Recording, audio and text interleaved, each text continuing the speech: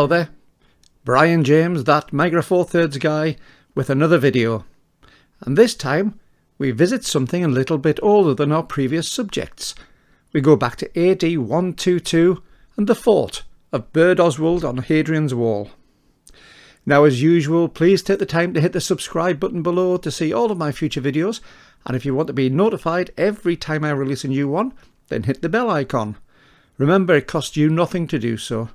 And even better, if you can give a thumbs up below to like the video, then that helps to get YouTube to promote it to other people so they can enjoy the heritage of Northern England and Southern Scotland through the lens of a local photographer.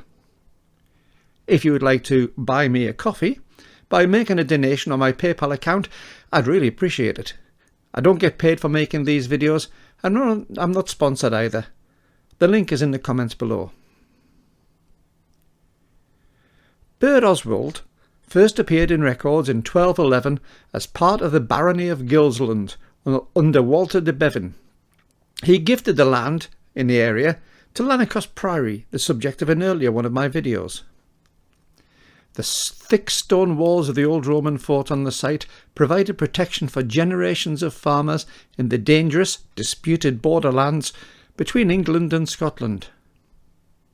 The farm was in the hands of the Vaux family by 1425 and the fort still in use, but by the end of the century the walls had collapsed. The current farmhouse, seen in the photos, had its basis in the 17th century, with the main part of the building being added by Anthony Bowman in 1745.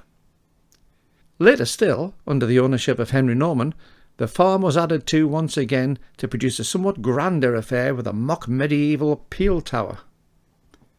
It went through several tenant farmers under the ownership of Lord Henley until 1984, when the last tenant left, and the farm became a youth hostel and a museum with the fort laid out for public display.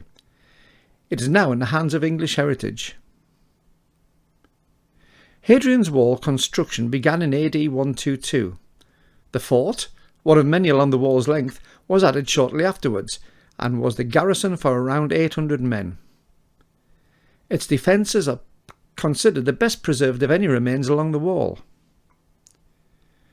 Originally built as turret number 49A, it was later converted to a full fort straddling the wall, and most of the original turret was demolished to accommodate its build.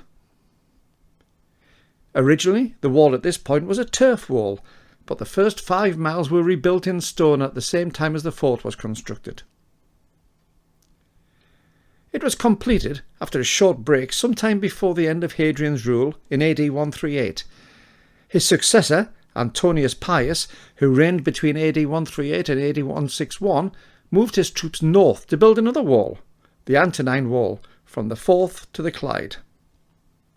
Occupation was not given up during the brief period from AD 142 to 160, but it became more of a caretaker garrison.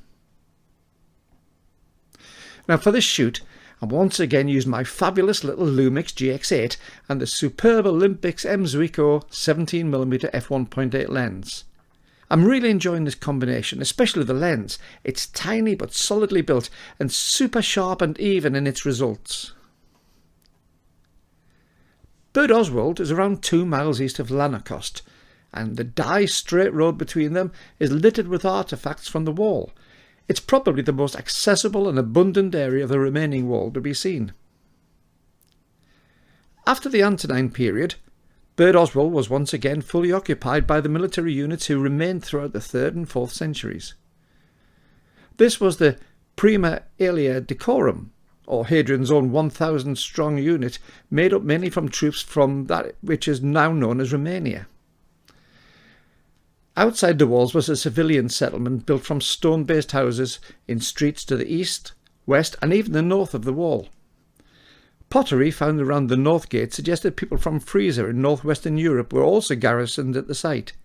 It suggested that they were part of a unit known as the Hunters of Banner. It's believed that the Romans had fully vacated the site by the end of the 5th century AD. Now, from a photographic point of view, I love taking photos at this time of year, but it comes with its own problems. There is a warmth in the air which makes it much more desirable to actually venture out of the house and shoot, and during the day the sun is bright and harsh, casting a hard light. So I tend to take my photos around sunset, but again it can work against you as the sun sits low in the sky, casting long, if softer, shadows. So often the best shots are impossible to achieve without your own shadow appearing. Alternately, even using a lens hood and a tight aperture, lens flare can become very apparent when shooting towards the sun.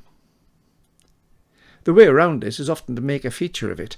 However, it's also often possible to remove some of it in Lightroom or Photoshop. Much of the wall and its associated buildings, such as the fort and turrets along its length, have been pilfered over the generations and used to make houses, barns and even priories and churches. It's long been an ambition of mine to walk the full 73 miles of Hadrian's Wall, albeit in small chunks, so expect more from the wall in the next few months as I go from the start of the wall at Bowness and Solway in the west to the place of my birth and childhood, Wallsend, in the east on the banks of the Tyne. Now, as usual, if you've enjoyed this video, then can I ask you to do a simple task for me? Below the video you'll see the subscribe link. Please click it to see more of my videos, and if you click on the bell symbol beside it, you receive notifications whenever I post something new. Even better, if you click the thumbs up to like this video, it tells YouTube to promote it to more people, so they'll get the opportunity to see some of the north of England and South Scotland's amazing heritage through the eyes of a local photographer. And even better, it costs you nothing more than a couple of seconds of your time to do it, and it really means so much to me. Finally, I don't make any money from these videos. They're not monetized as yet, and I'm not sponsored. So if you fancy donating something to help the upkeep and do more of these videos, then there's a PayPal link below. Give me a little donation for a coffee or something, and I'll carry on doing these videos for you to enjoy. Thanks for watching. See you next time. Bye-bye.